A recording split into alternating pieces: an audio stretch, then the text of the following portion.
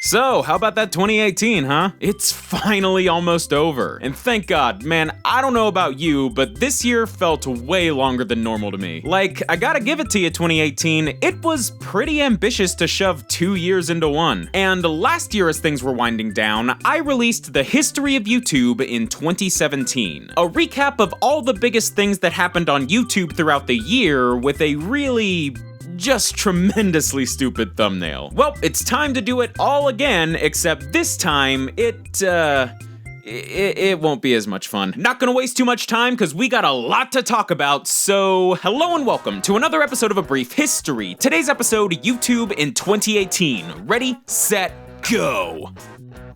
I guess there's no easy way to transition into this. On December 31st, 2017, freaking New Year's Eve, YouTuber Logan Paul uploaded a vlog where he and some friends found the body of a man who took his own life in a Japanese forest and then proceeded to exploit it for views, even making it the thumbnail of the video. It was disrespectful, disgusting, and despite clearly breaking YouTube's community guidelines, was right up there on the trending page, garnering millions of views. Yes, the video was eventually taken down, but not by YouTube, by Logan. And that was only after all of the negative responses to the video started circulating. So, coming fresh off the heels of the 2017 adpocalypse, Logan Paul does all this, gets on trending, and puts out an apology that ended in hashtag Logang for life. So, you can tell he really felt torn up about it. Okay, to be fair, Logan didn't go completely unpunished. He did lose Google preferred ads and his YouTube Red movie,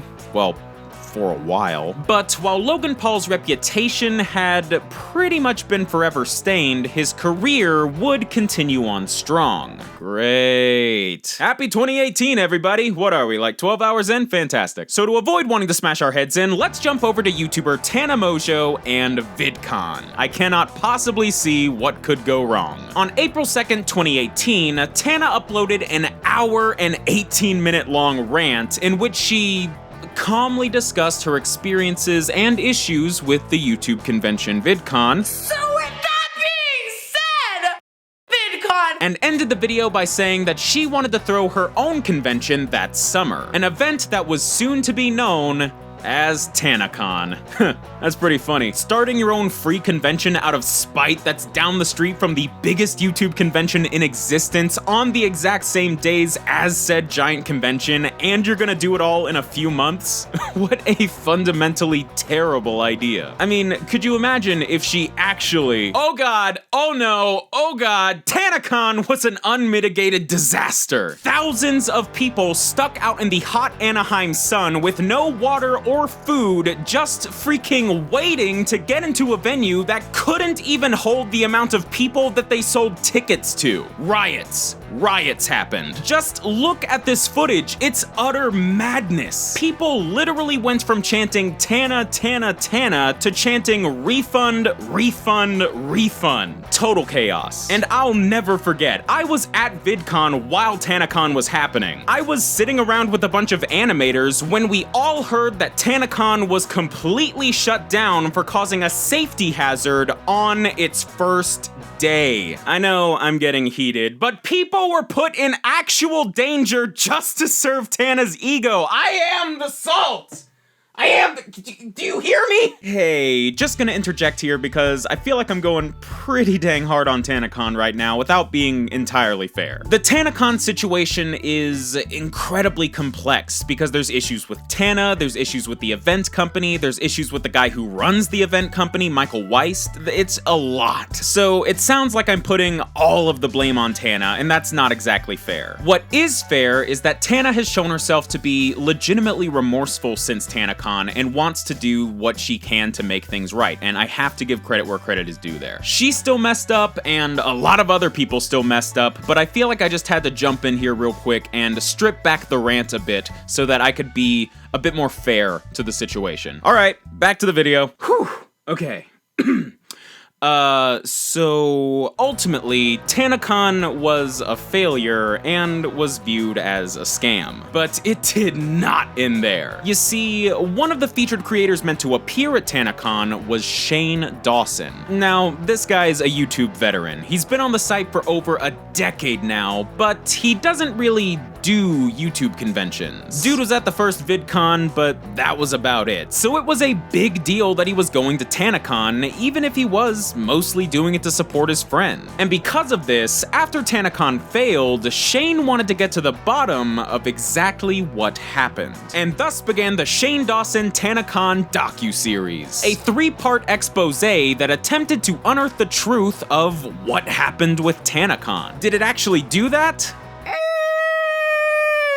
Kinda. It got a lot of new info out there, but I remember leaving the series still having a lot of questions. But there was one thing that we knew for sure. Shane's TanaCon series was a massive hit, boasting over 46 million views across all 3 parts. Now, this wasn't really Shane's first foray into these expose docuseries, but it was arguably the first one to gain platform-wide attention, to the point where each upload felt like an event. So Shane clearly had a winning formula and wanted to go bigger. And well, if you want to talk about controversial YouTubers, there's no better pool to dip into than the pool of the Pauls. And on September 25th, Shane began his newest docuseries all about the man that we all thought we were done hearing about, Jake Paul. The Mind of Jake Paul was an absolutely massive 8-part series that dived deep in depths about all things Jake Paul. They looked at his family, his friends, his psychology, and pretty much every single controversy he was involved in. It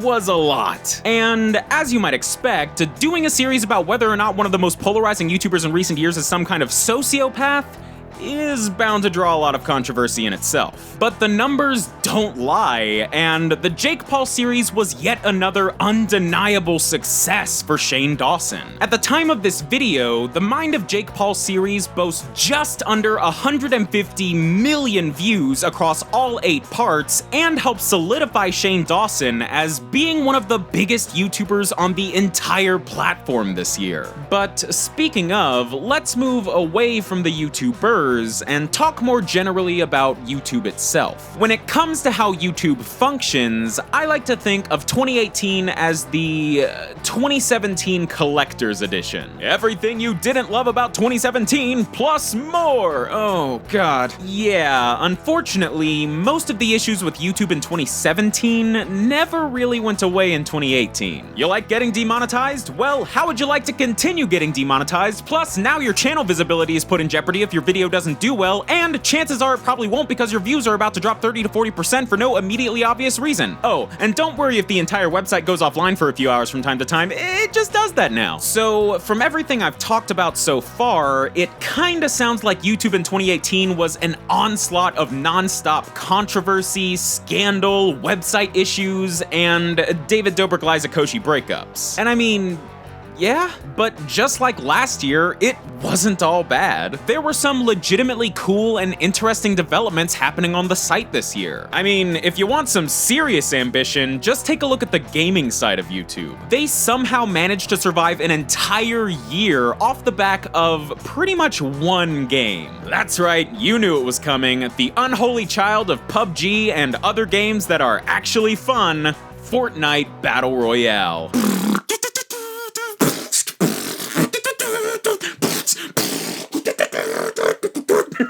Okay, to be fair, I actually dig Fortnite. I don't love it, but it's a good time with a fun style. And I know a lot of people are sick to death of it, but the popularity of Fortnite helped tons of new streamers and gaming YouTubers rise up the ranks this year. The most obvious one being Ninja. And I don't think a single game has been this much of a dominant force online since, I don't know, Minecraft? Even the dances in Fortnite became a trend this year, leading to... never mind, This was also a bad thing. What else? Oh, did you know that Jake and Logan Paul actually managed to do something that wasn't entirely awful this year? Yeah, outside of running Damage Control, these guys actually spent most of 2018 in a bit of an unexpected place, the white-collar boxing circuit. Yeah, as early as February, the Paul brothers have been involved in a boxing rivalry against YouTubers KSI and Deji, with Jake set to box Deji and Logan going up against KSI in the big match. And on August 25th, 2018, after months and months of training, diss tracks, and smack-talking press conferences, the fight finally happened and ended in a total letdown of a draw. Oh, but they're gonna do a rematch next year. Yeah, great. Anticlimactic ending aside, the KSI versus Logan Paul boxing match was a record-breaking success, raking in multiple millions of viewers and generating more than $50 million, making it by far the largest amateur boxing match of all time. No matter what you think of KSI, Deji, or the Pauls, that is a major accomplishment for the online video industry. In a time when it seems like every traditional news outlet wants to take down YouTube, these guys proved that the new media isn't just the way of the future, it's the present. It is the now, and that is huge. Okay, let's see. We've talked about the Pauls, Shane Dawson, Tana Mojo, the algorithm, and inexplicable boxing matches, but I can't help but feel like I'm forgetting something. Meme review. Meme review. Meme review. PewDiePie? Never heard of him. Okay, jokes aside, of course we have to talk about PewDiePie. Dude's literally the biggest channel on YouTube, so he's kinda hard to ignore. However, after 5 straight years at the top, going completely uncontested, 2018 saw the rise of PewDiePie's greatest rival, T-Series. Entering 2018 with over 31 million YouTube subscribers, T-Series is a music label and film production company based in India that's been around since 1983. But by August of 2018, their YouTube channel had grown to just over 59 million subscribers, rivaling PewDiePie's 65 million. And thus, the race was on. Would T-Series overtake PewDiePie to become the new most subscribed to channel on YouTube, or would PewDiePie manage to stay on top? Well, never underestimate the sheer power of memeing things into the ground, because over the next couple of months, a simple joke became an all-out movement online. YouTubers like Mr. Beast, who also had a huge year on YouTube, went as far as to buy advertising space all over his town, go on radio shows and TV shows, and even buy freaking billboards, all just to say, subscribe to PewDiePie. And this really got the ball rolling. Suddenly, everyone was standing behind PewDiePie and telling people to subscribe to him. PewDiePie went from being one of 2017's most controversial channels to probably one of 2018's most celebrated. And within the few months that this subscribe to PewDiePie meme has been going on, Felix's channel has grown to around 78 million subscribers. But T-Series is still close behind. So now, as we move into the new year of 2019, many things on YouTube remain uncertain. How will the algorithm change? Are we finally out of the adpocalypse? Will the Pauls ever just stop? Will Liza ever upload again? Will Smith. Yeah. I know on YouTube, people can feel pretty powerless, like everything going on is completely out of their control. But there is one thing you can control, and that's keeping PewDiePie at the #1 most subscribed to spot. Because, seriously, memes aside, YouTube is still our platform, no matter how much it feels like it's becoming the opposite. We still get to decide who we want to watch, how much we want to watch them, and who we want to become the next big thing. This entire community is built on our choice, and that hasn't changed. And if you ask me, as long as that remains true, YouTube will still be a truly special place. So, Happy New Year, subscribe to PewDiePie, and until next time, thanks for watching, guys, and DFTBA.